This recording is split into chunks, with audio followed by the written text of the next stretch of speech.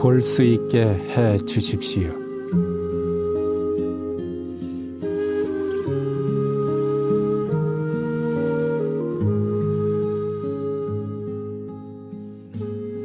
볼 수 있게 해 주십시오라는 주제로 은혜를 나누겠습니다. 마르코복음 10장 51절의 말씀인데 성경의 배경은 이렇습니다. 예수님께서 제자들과 함께 예리고를 지나 예루살렘으로 올라가실 때 많은 사람들이 그 뒤를 따라가고 있었습니다. 이때 바르티메오라는 안못 보는 거지가 길가에 앉아 있다가 예수님이 지나가신다는 소리를 듣고는 따라오면서 크게 외칩니다. 다윗의 자손 예수님, 저에게 자비를 베풀어 주십시오. 예수님 시대의 눈먼 소경이나 장애인들은 그 삶이 아주 비참했습니다. 안못 보는 장애도 장애지만 하느님한테 저주받았다는 사회의 인식 때문에 그들은 살아있어도 마치 살아있는 송장과 같았습니다. 그런데 어떤 환자도 말씀 한마디로 다 고쳐주신다는 예수님이 지금 자기 앞을 지나가신다고 하자 있는 힘을 다해 살려달라고 외치는 것입니다. 거지가 소리치며 따라오니까 제자들이 귀찮고 창피해서 조용히 하라고 말려도 그는 듣지 않고 오히려 더 큰 소리로 예수님께 매달립니다. 예수님이 그를 불러다 묻습니다. 내가 너에게 무엇을 해주기를 바라느냐? 다 아시면서도 일부러 묻습니다. 이때 소경이 청합니다. 스승님, 제가 다시 볼 수 있게 해 주십시오. 이때 예수님은 그에게 가거라, 내 믿음이 너를 구원하였다 하시며 그가 눈을 떠서 다시 보게 해 주십니다. 죽은 인생과 다름없는 비참한 소경이었는데 예수님이 그를 깨끗하게 살려주십니다. 제가 왜 이 주제를 택했는고 하니 우리도 어떤 의미에서는 안못 보는 소경일 수 있기 때문입니다. 봐야 할 것은 보지 못하고 오히려 안 봐야 할 것만 보아온 눈이 닫혀진 소경일지도 모릅니다. 그래서 이 시간에 우리는 왜 눈을 떠야 하고 또 어떻게 눈을 떠야 하는지를 살펴보도록 하겠습니다. 사람은 눈으로만 보는 것이 아닙니다. 청각 장애인들은 손으로 보며 때로는 듣는 귀로도 보고 먹는 입으로도 봅니다. 말도 입으로만 하는 것이 아닙니다. 전에 유행가에도 눈으로 말해요 라는 가사가 있었죠. 말도 때로는 눈으로도 하고 손으로도 합니다. 생텍쥐베리는 그에 져서 어린 왕자에서 올바른 것은 마음으로 봐야 한다고 했는데 맞는 말입니다. 마음으로 볼 때 정확하게 볼 수 있으며 특히 믿는 우리는 그리스도의 빛이신 사랑으로 바라볼 때 가장 선명하게 볼 수 있습니다. 제가 신학생 때 저희 반에 품행이 단정치 못한 신학생이 한 사람 있었습니다. 이 친구는 평소에 공부도 안 하고 학교 규칙도 잘 지키지 않았습니다. 공동생활에서 한 사람이 규칙을 지키지 않으면 굉장히 불편합니다.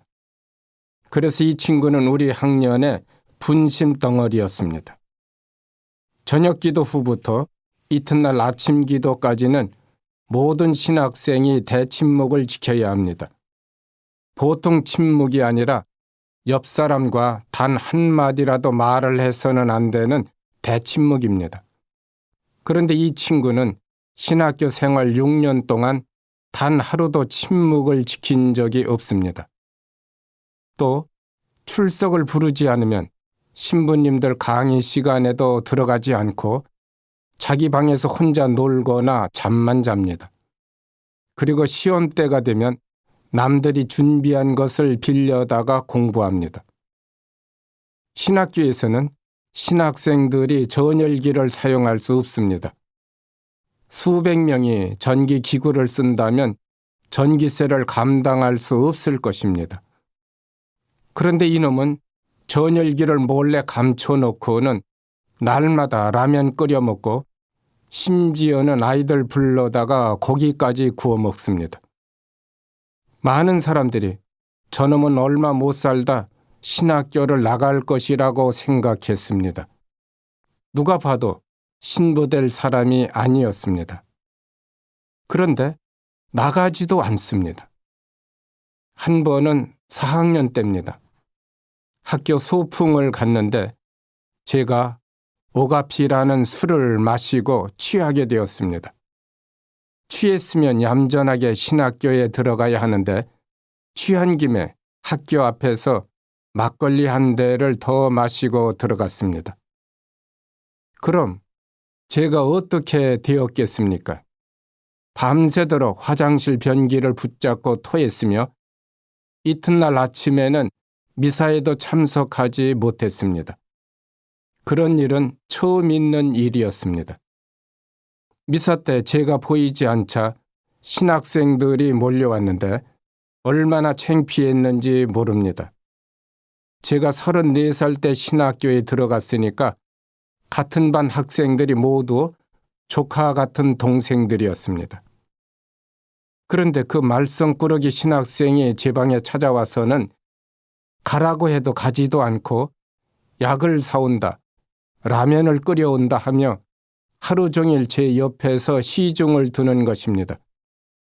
고맙기는 하지만 그러나 강의 시간이니 어서 가서 강의나 들으라고 해도 안 들어가고 이럽니다. 제가 어디 한두 번 빠졌나요? 저는 그때 그놈을 다시 봤습니다. 저는 그놈을 한 번도 사랑으로 본 적이 없습니다.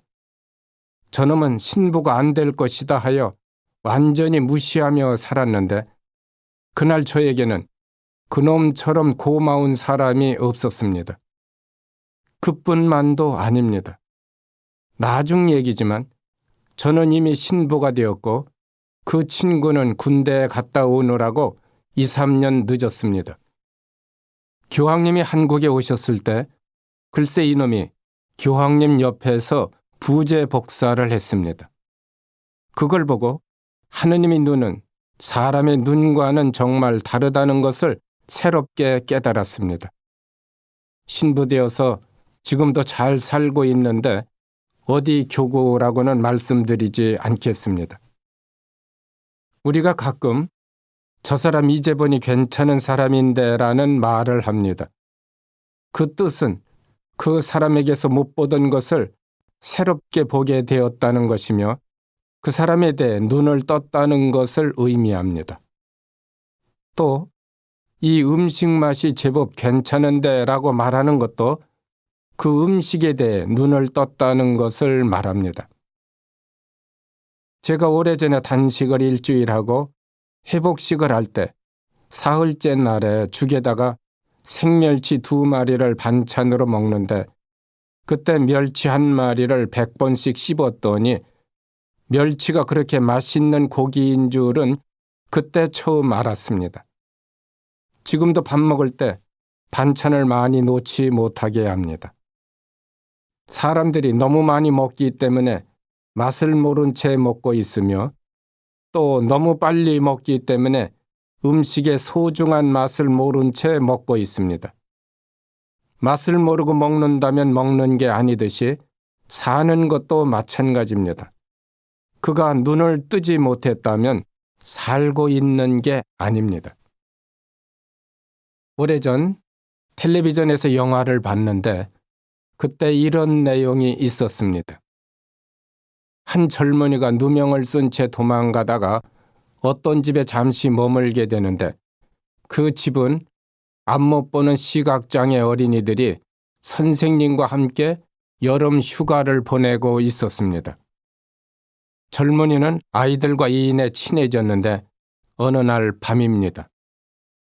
갑자기 비바람이 몰아치자 2층에서 잠자던 여자 어린이가 슬그머니 일어나 커튼이 펄럭이는 자기들 방 창문을 조심스레 닫더니 아래층으로 내려가 젊은이가 자고 있는 방의 창문들도 모두 닫아줍니다. 그리고 소리 없이 그 방을 나오는데 바로 그때 젊은이가 잠을 깨고는 놀라운 눈으로 그 여자아이를 바라봅니다.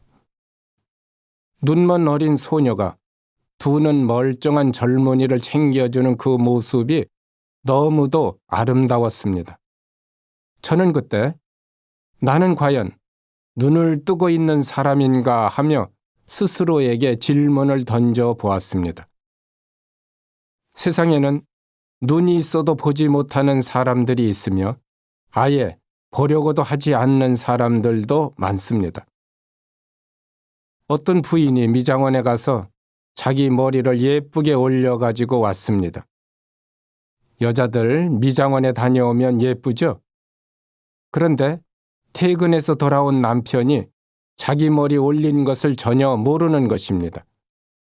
그래서 저녁을 먹은 뒤에 여보, 당신 나 어디 달라진 데 없어요 하고 얼굴을 내밀며 묻자 남편이 흘깃 보면서 모르겠는데 하며 대답합니다. 그때 아내가 그랬습니다. 아니, 당신이 얼마나 관심이 없으면 자기 마누라 머리가 올라갔는지 내려갔는지 그것도 모르느냐며 화를 냈습니다. 아내가 남편을 위해 예쁘게 단장을 했는데 그걸 알아주지 않으니까 섭섭한 것입니다. 그러자 남편이 보던 신문에서 눈도 안 떼고 당신은 그 성질이나 고쳐요 하며 같이 화를 내더랍니다. 부부 사이가 이 정도라면 재미없죠. 못 보니까 부부도 부부 같지 않는 부부가 많으며 가정도 가정 같지 않은 가정이 많습니다. 그러니 함께 살아도 부부라고 말할 수 없는 가정이 많은 것입니다. 사람이 관심이 없으면 봐도 보이지 않고 들어도 들리지 않습니다. 특히 우리가 봐야 할 것을 보지 못하고 들어야 할 것을 듣지 못한다면 그것은 일종의 폭력입니다. 왜 폭력이 되는고 하니 상대의 가슴에 상처를 주기 때문입니다. 비정은 내가 눈을 떠서 내 자신과 세상을 올바르게 바라보는 시간을 말합니다. 세상에는 하느님께서 담아주신 보물이 많이 있습니다. 그런데 그 보물은 대부분 감춰져 있고 숨겨져 있어서 육안으로는 잘 보이지 않습니다. 마음이나 영의 눈을 떠야 하는 이유가 거기에 있습니다. 그럼 우리가 어떻게 눈을 뜰 수 있는가? 첫째는 나만이 옳다는 고정관념을 버려야 합니다. 다시 말해 편견을 버려야 합니다. 실제로 나만이 옳은 것은 아닙니다. 우리는 세상을 사는데 얼마나 많은 편견을 가지고 있는지 모릅니다. 여자의 눈이 다르고 남자의 눈이 다르기 때문에 부부간에도 아무것도 아닌 일을 가지고 큰 싸움을 합니다. 사람은 그래서 자기 눈높이만 고집해도 안 되고 그 눈높이를 가지고 함부로 이웃을 판단해서도 안 됩니다. 이를테면 꽃을 보는 눈은 다 다릅니다. 꽃이 모두에게 아름답고 예쁜 것만은 아닙니다. 마음이 슬픈 사람은 꽃을 슬프게 바라보고 마음이 애로운 사람은 꽃이 애롭게도 보입니다. 이것을 가지고 누가 이 바보야, 꽃이 아름답지 어디가 슬프냐 하고 나무랄 수 없다는 것입니다. 마찬가지로 사람은 저마다 눈도 다르고 마음도 다르며 성품이나 능력 그리고 생김새도 다 다르기 때문에 사람을 한 사람의 잣대로만 판단해서는 안 됩니다. 유대인이 속담에 자녀를 서로 비교하지 마라는 말이 있습니다. 왜냐하면 둘을 비교할 때 한쪽은 반드시 상처를 받습니다. 이를테면 동생은 잘하는데 형은 왜 못하느냐 하면 동생은 기가 살지 모르지만 형은 기가 죽어 상처를 받습니다. 그러면 형제 간의 시기 질투가 생기고 미움이 생기며 부모를 원망하게 됩니다. 뿐만 아니라 우리가 고정관념이나 편견 때문에 사람을 잘못 보는 경우가 얼마나 많으며 또 사건을 잘못 처리하는 경우는 얼마나 많습니까? 1880년대 미국에서 있었던 일입니다. 어떤 후줄근한 옷차림을 한 부부가 미국에서 제일 유명한 하버드 대학 총장실을 예고 없이 방문했습니다. 총장 비서는 첫눈에 이런 사람은 대학에 볼 일이 없을 것이라는 판단하에 총장님은 매우 바빠서 약속 없이 오면 만날 수 없다고 거절했습니다. 이때 부부는 그럼 시간이 나실 때까지 기다리겠다면서 한쪽에서 조용히 기다립니다. 거절을 했으면 쉽게 돌아갈 줄 알았는데 무려 3시간을 부부가 묵묵히 기다립니다. 비서가 할 수 없이 손님이 온 것을 총장께 말씀드리자 그럼 잠깐만 만나보겠다며 그들 부부를 불렀습니다. 무엇 때문에 오셨습니까? 총장이 귀찮다는 듯이 퉁명스럽게 물었습니다. 이에 부인이 대답합니다. 저희 아들이 하버드 대학에서 1년 동안 공부를 했는데 하버드 대학을 너무 사랑했습니다. 그런데 작년에 교통사고로 죽었습니다. 그래서 여기 캠퍼스 어느 곳이든 아들의 이름을 따서 기념물을 하나 세워주고 싶습니다. 그러자 총장이 화를 내며 거절했습니다. 우리는 하버드를 다니다 죽은 어떤 사람에게도 동상 건립은 허락할 수 없습니다. 그런 식으로 한다면 하버드 대학 전체가 공동묘지가 될 것입니다. 그러자 부인이 그게 아니라고 손사래를 치며 우리는 아이의 동상을 세우려는 것이 아니라 아들의 이름으로 빌딩을 하나 지어드리고 싶었습니다. 그 말을 듣자 총장이 소리를 질렀습니다. 아니, 빌딩을 짓는데 돈이 얼마나 드는지 아십니까? 이 학교 건물을 모두 짓는데 무려 750만 달러나 들었습니다. 부인이 그 말을 듣고 말을 못하고 가만히 있자 총장이 고소하다는 듯이 부인을 쳐다봅니다.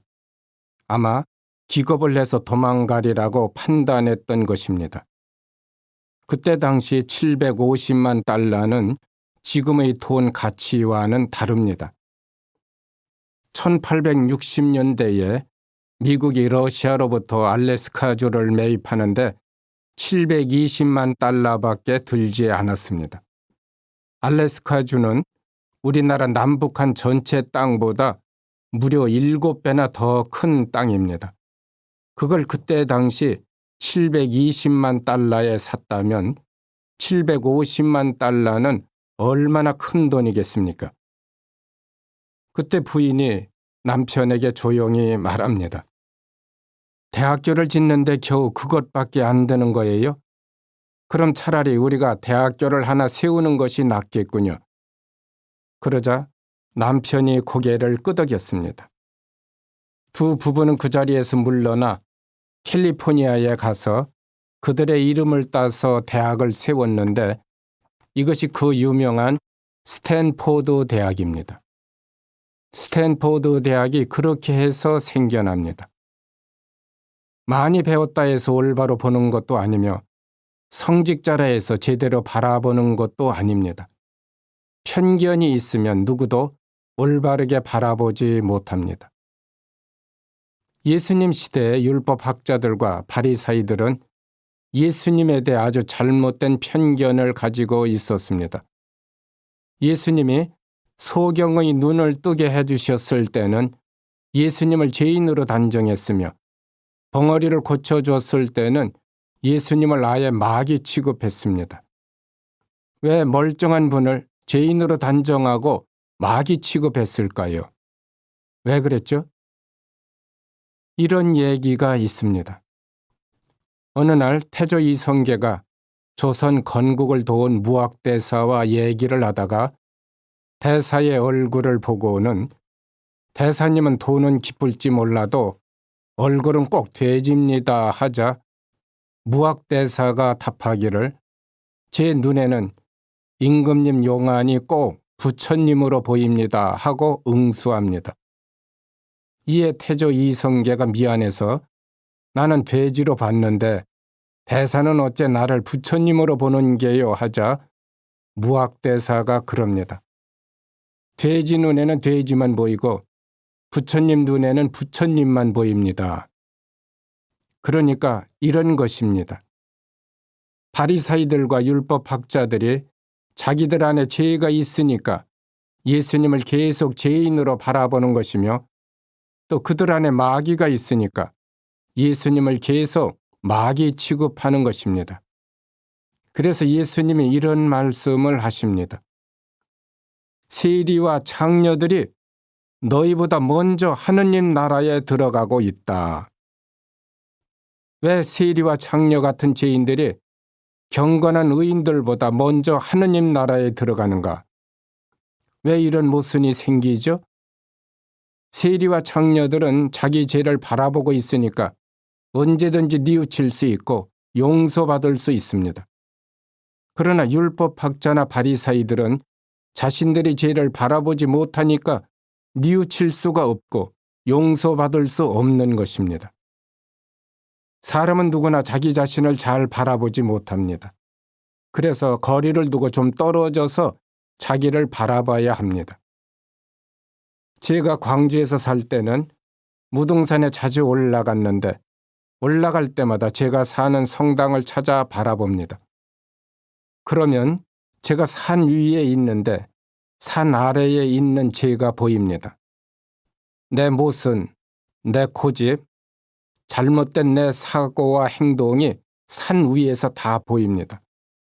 그 자리에서 살 때는 안 보였는데 그 자리를 잠시라도 떠나니까 보입니다.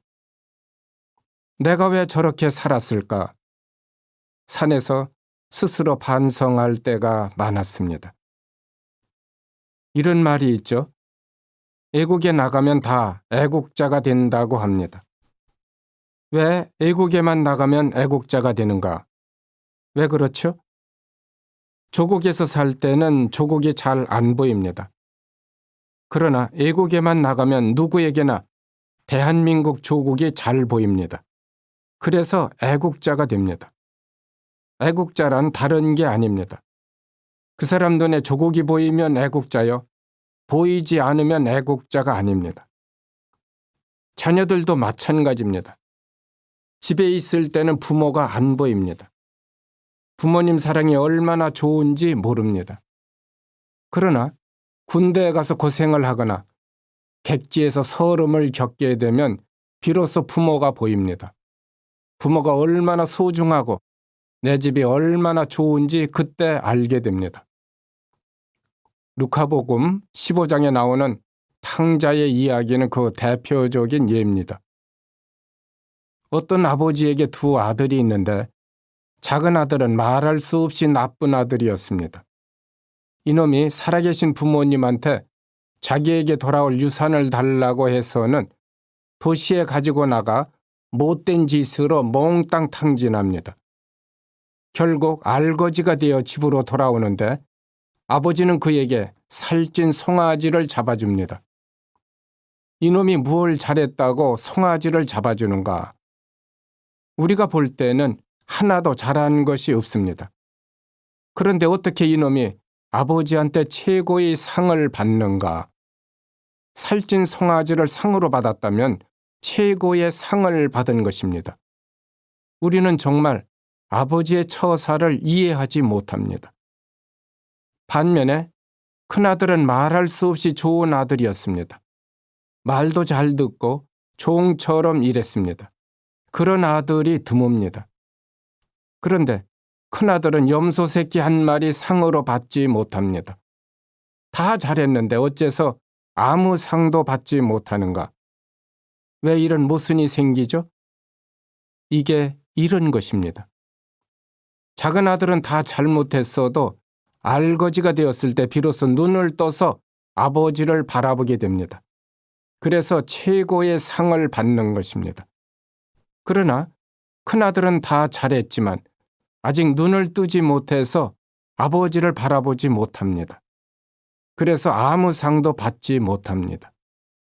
보는 것과 보지 못하는 것과의 차이가 이렇게 큽니다.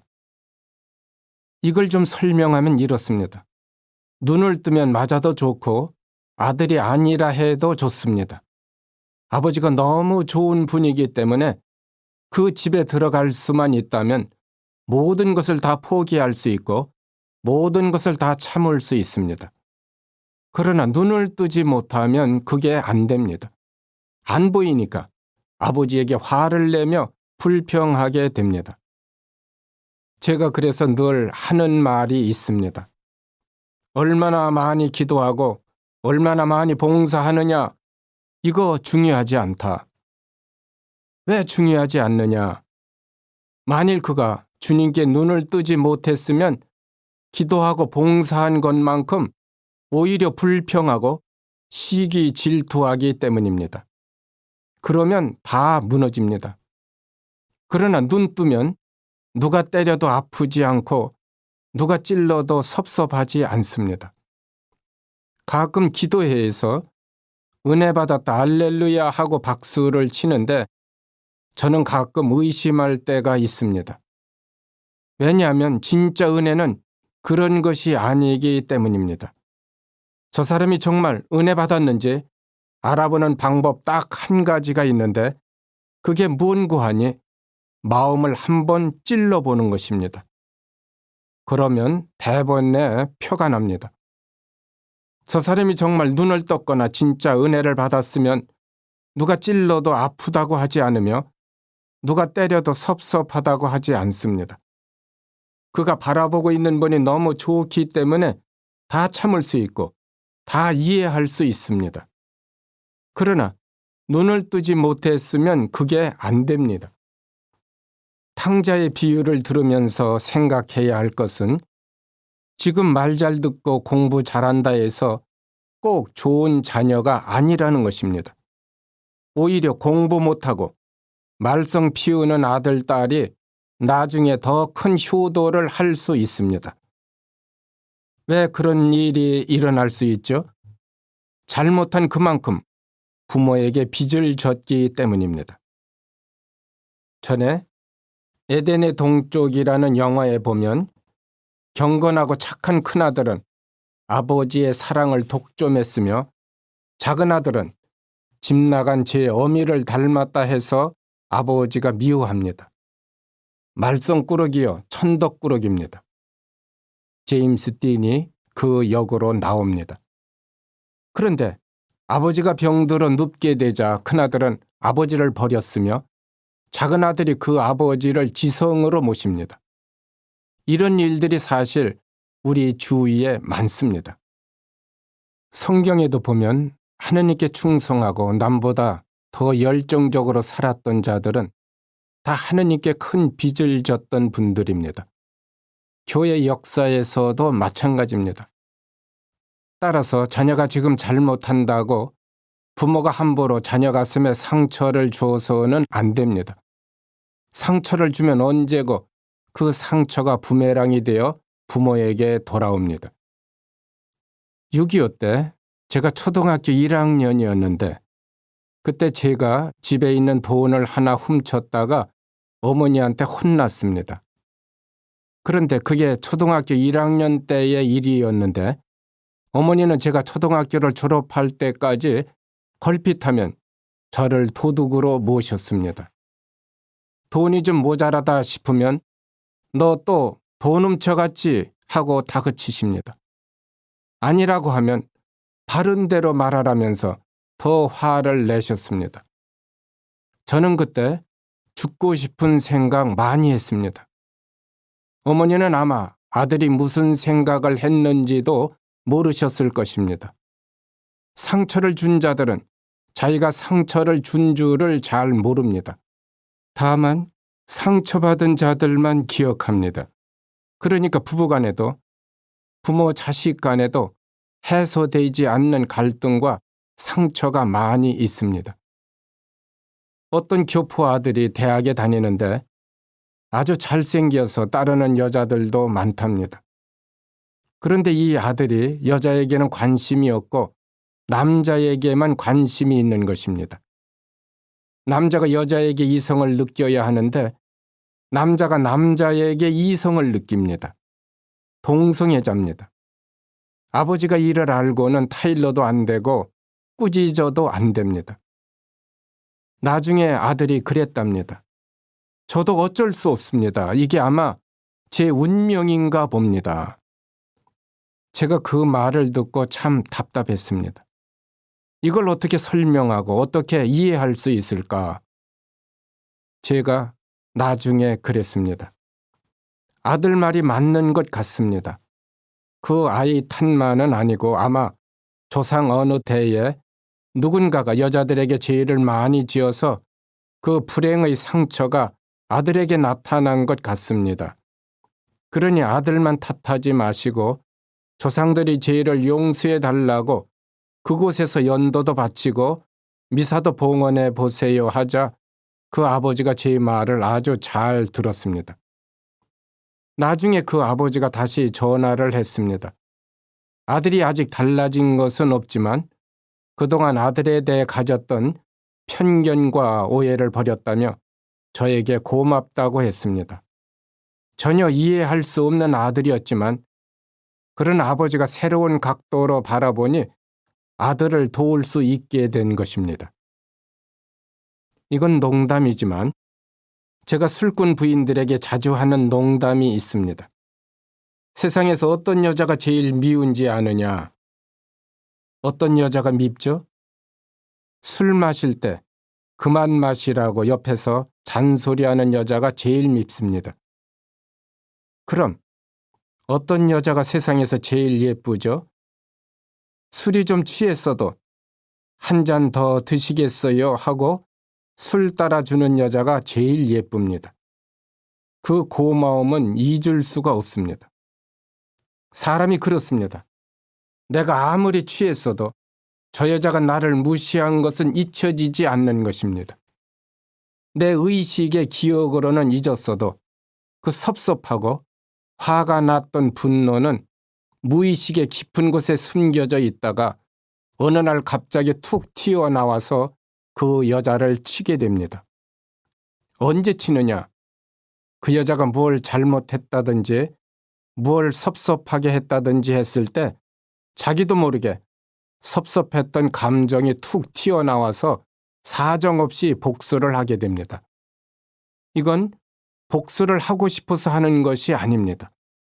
본능적으로 자기도 모르게 섭섭한 것이 튀어나와서 때리는 것입니다. 반면에 내가 아무리 취했어도 저 여자가 너무 고맙게 해준 것도 잊을 수가 없는 것입니다. 그 고마운 것이 의식으로는 잊었어도 무의식의 깊은 곳에 숨겨져 있다가 어느 날 갑자기 툭 튀어나와서 은혜를 갚게 됩니다. 이를테면 그녀가 뭘 실수를 해도 괜찮다고 걱정하지 말라고 위로를 하는 것입니다. 사는 것이 아무것도 아닌데 사람들은 그 지혜가 부족합니다. 둘째로, 눈을 뜨기 위해서는 자존심이나 체면을 버려야 하는데 그것들이 사실은 너무 좋아 우리 능력이나 재주로서는 버릴 수가 없습니다. 그런데 하느님께서는 고맙게도 버릴 수 있는 기회를 우리에게 주시는데 그때가 언제냐? 그것은 원하지 않는 불청객이 찾아올 때입니다. 암에 걸렸거나 실패했을 때, 그리고 오해를 받거나 눈물을 흘릴 때 우리는 눈을 뜨는 기회를 만나게 됩니다. 억울한 아픔이 주어지면 본능적으로 자존심이 상해서 화가 나게 됩니다. 그러나 바로 그때 각도를 좀 바꿔서 그 사건을 바라보면 놀랍게도 그 사건 안에 하느님께서 숨겨놓으신 보화를 얻게 됩니다. 아픔 속에는 필히 무언가가 있으며 하느님은 공연히 찌르거나 때리시지 않습니다. 제 친구 중에 건강하고 술 잘 먹던 사람이 있었는데 앉았다 하면 막걸리를 한 말씩이나 마셨던 친구였습니다. 그런데 어느 날 몸에 이상한 병이 와서 머리에 의식은 있는데 온몸은 꼼짝하지 못해서 대소변도 부인이 받아냈습니다. 처음에 이 친구는 그 상태에서 자기 인생이 끝나는 줄 알았습니다. 그때 이 친구가 자기 집 앞을 늘 산보하던 중풍 걸린 노인을 생각합니다. 처음엔 그랬습니다. 저런 몸으로 남들 보기도 불편한데 뭐하러 밖에 나오시는가. 혼자 속으로 무시하고 화도 냈는데 자기가 아프고 보니 그게 아닌 것입니다. 그 노인만큼이라도 걸을 수만 있다면 얼마나 좋을까. 중풍 걸린 그 노인이 얼마나 존경스럽게 보이는지 그리고 얼마나 부럽게 보였는지 모릅니다. 저렇게만이라도 걸을 수만 있다면 얼마나 행복할까. 나중에 건강을 회복하게 되자 이 친구가 180도 달라졌습니다. 우선 자기 몸에 대해 아주 겸손해졌으며 진탕 먹고 마시는 습관을 버렸고 그리고 늘 술과 술집 여자들만 쳐다봤는데 이제는 완전히 달라져서 몸이 불편한 장애인만 보이는 것입니다. 그래서 그분들을 도와주는 봉사자가 되었는데 사람이 얻어맞으면 아무도 가르칠 수 없는 지혜를 그때 배우게 됩니다. 남편은 교수요, 아내는 의사인 부부가 있었습니다. 두 사람은 너무 똑똑하니까 자존심이 강했는데 여자 쪽이 더 심했습니다. 결혼 생활이 원만하지 못하다가 나중에는 서로 이혼하기로 합의를 보았는데 이혼하기 직전입니다. 어느 날 부인이 자기 몸이 이상해서 병원에 가서 검사를 했더니 암 같다는 것입니다. 대학병원에 가서 정밀 검사를 하니 석 달밖에 안 남았다는 사형 선고를 받았습니다. 그러자 그 잘난 여자가 갑자기 가장 못난 여자가 되는 것입니다. 집에 돌아와 헤어질 남편에게 말했습니다. 여보, 나 암이래요. 석 달밖에 못 산대요. 그 말은 남편에게도 청천벽력이었습니다. 여자가 너무 똑똑하고 잘나서 꼴보기가 싫었는데 이제는 세상에서 가장 불쌍한 여자가 되어 자기 앞에 초라하게 서 있을 때 마음이 달라지는 것입니다. 여자의 눈에는 자기 좀 도와달라는 호소가 가득 들어 있었습니다. 그때 남편은 불쌍한 아내에 대해 새로운 애정이 생겨 자기도 모르게 여자를 껴안고 서로 엉엉 울었습니다. 여자가 울고 나니 남편이 너무 고마웠고 남편이 그동안 자기에게 잘해줬다는 생각을 했습니다. 그래서 남편에게 말했습니다. 한 가지 유언이 있다. 뭐냐? 내가 죽거든 좋은 여자 만나서 다시 장가들어 그 여자에게도 나한테 해줬던 것처럼 잘해줘라. 이게 내 마지막 소원이다.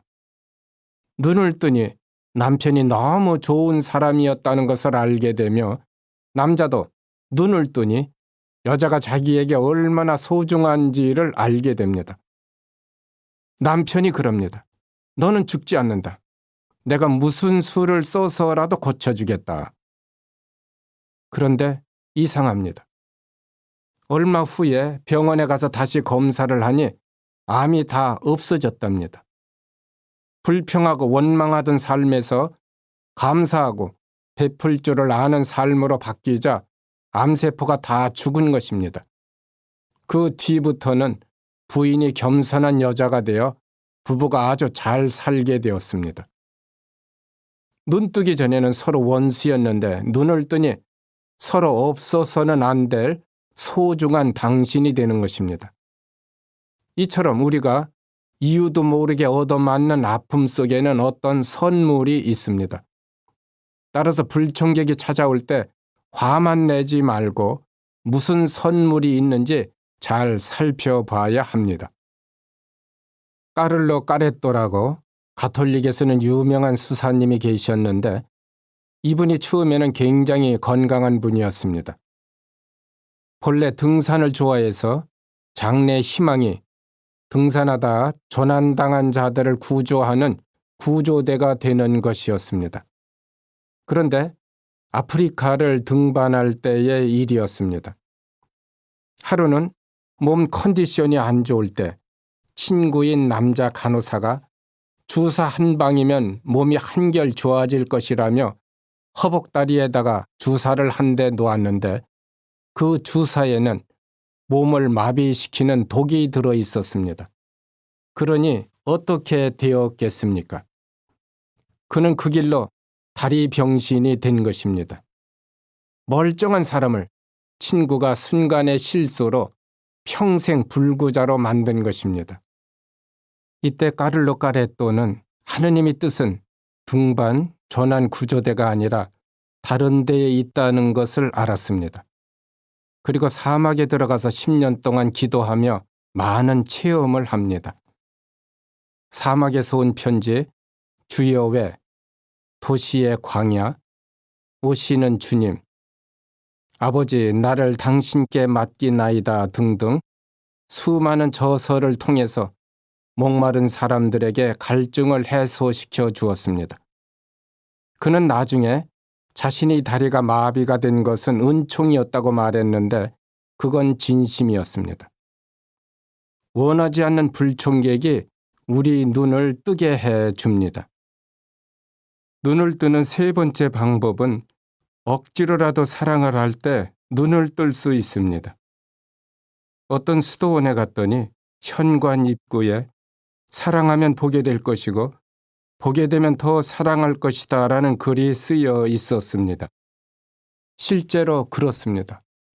사랑은 하느님의 눈이기 때문에 가장 선명하게 볼 수 있습니다. 며느리를 몹시 미워하는 시어머니가 있는데 며느리가 뭘 잘못하느냐 하면 그렇지는 않습니다. 공연히 시집살이를 시킵니다. 그러니까 며느리가 주눅이 들어 자꾸 실수를 합니다. 못한다고 뒤따라 다니며 나무라면 더 못하게 됩니다.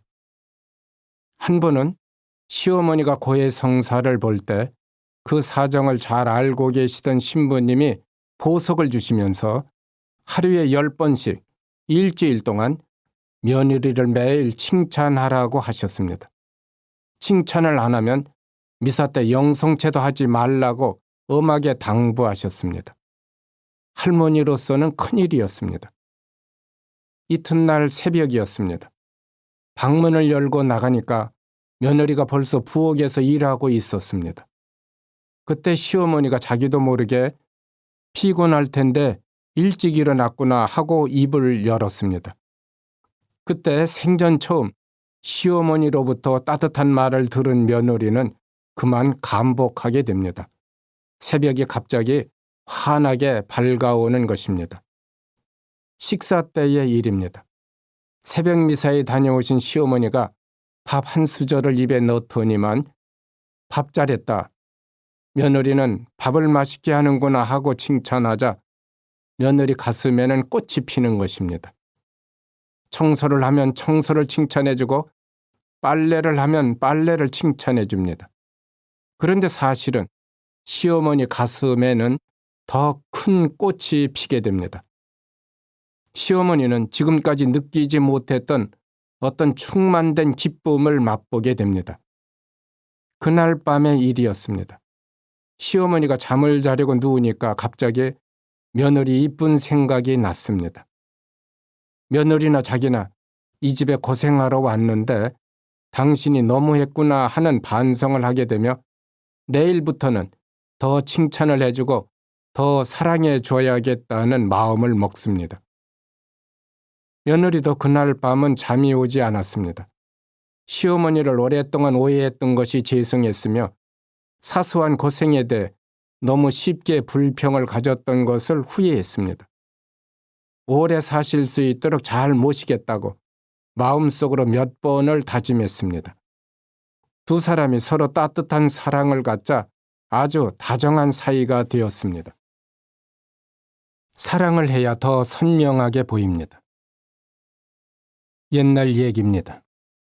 옛날 시골에서 한 총각이 장가를 갔는데 여자가 얼마나 못돼 먹었는지 남편을 우습게 여기는 것은 차치하고라도 홀로 계신 시아버지에게 너무 불손했습니다. 진지를 제때 차려드리지 않으며 나중에는 죽지 않는다고 시아버지를 내쫓겠다고 하니 기가 찰 일이었습니다. 여자 하나 잘못 들여놓고는 남편과 그 아버지가 여간 고생하는 게 아니었습니다.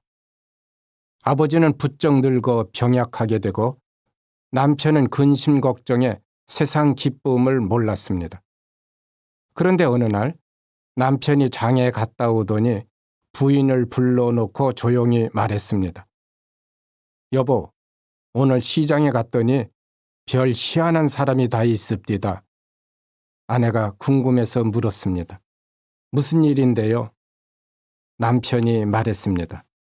아, 글쎄 살찐 영감을 비싼 값에 사겠다는 놈이 다 있습디다. 그러자 여자가 무릎을 탁 치면서 알았어요 하더니 그날부터 시아버지 팔아먹을 욕심으로 지극한 정성으로 모시는 것입니다. 흰쌀밥에 고기 반찬은 물론이요. 마음이 편해야 살도 찐다면서 어깨와 다리도 주물러 드리고 온갖 정성을 다해 모시게 됩니다. 그러자 시아버지가 며느리의 효성에 살판이 났습니다. 그동안 섭섭했던 마음은 어느새 다 잊고 달라진 며느리의 효심에 감복하여 모처럼 만에 어깨 펴고 재미있게 사는데 하루는 시아버지가 며느리에게 그랬습니다. 요즘 마을에서 내 칭찬이 자자하다. 시아버지 어깨까지 주물러주는 며느리가 어디 있느냐. 마을 노인들이 너에게 효부상을 줘야 한다고 야단들이다. 그러자 며느리도 그럽니다. 저도 요즘 마을에 나가면 동네 부인들이 모두 저를 칭찬해요. 우리 동네에 큰 효부가 났다면서 저희 집에 효부 구경하러 온대요. 그래서 시아버지뿐만 아니라 며느리마저도 자기들 생애에 가장 감동적이면서도 가장 보람 있는 세상을 살게 됩니다. 그날 밤입니다. 남편이 아내에게 슬그머니 말을 꺼냈습니다. 아버지가 저 정도 살찌신 걸 보면 값을 꽤 받을 것 같은데 다음 장에 내다 팔도록 합시다. 그러자 며느리가 남편 따귀를 냅다 갈기면서 아니, 자기 아버지를 팔아먹는 아들이 어디 있어요? 나는 시아버지 섬기는 재미로 살고 있으니까 나가려면 당신이나 나가요 하더랍니다. 이상합니다. 며느리가 원수 같은 존재였는데 그리고 시아버지가 원수처럼 미웠는데 억지로라도 사랑하니까 진심으로 사랑하게 되는 것입니다. 정리하겠습니다. 세상이 아무리 아름다워도 눈을 뜨지 못하면 볼 수가 없고 하느님의 은혜가 가득 넘쳐도 마음이 닫혀져 있으면 느끼지 못합니다. 나만 옳은 것이 아닙니다. 편견을 버립시다. 애매한 불청객에겐 선물이 숨겨져 있습니다. 은혜로 받아들입시다. 그리고 억지로라도 사랑합시다. 그러면 눈을 떠서 큰 평화를 바라볼 것입니다. 아멘.